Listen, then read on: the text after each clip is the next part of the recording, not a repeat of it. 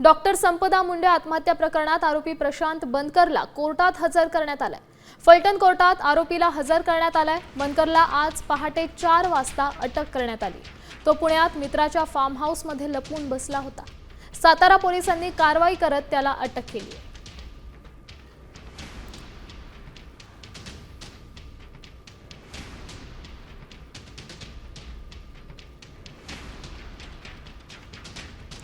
प्रशांत बनकरला कोर्टात हजर करण्यात आलेला आहे। महिला डॉक्टर आत्महत्या प्रकरणातली ही मोठी अपडेट म्हणावी लागेल।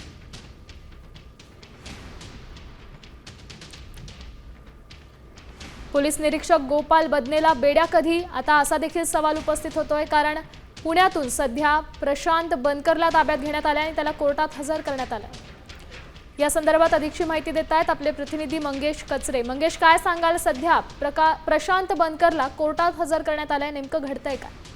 नक्कीच काल झालेल्या महिला डॉक्टरच्या आत्महत्येनंतर काल रात्री फलटण पोलिसांनी एका फलटण आरोपीला पुणे येथून ताब्यात घेतला आहे। त्याला आता काही वेळापूर्वी फलटण येथील न्यायालयात हजर करण्यात आलेले आहे। मात्र या संपूर्ण प्रकरणातला दुसरा आरोपी बदने याला अद्याप देखील पोलिसांनी अटक केलेली नाही आणि आता जो आरोपी कोर्टामध्ये हजर केलेला आहे त्याला कोर्ट काय सुनावणी देत आहे याकडे सर्वांचे लक्ष लागले आहे। धन्यवाद मंगेश, दिलेल्या या सविस्तर माहितीसाठी। आपण पाहू शकतोय मोठी बातमी आहे।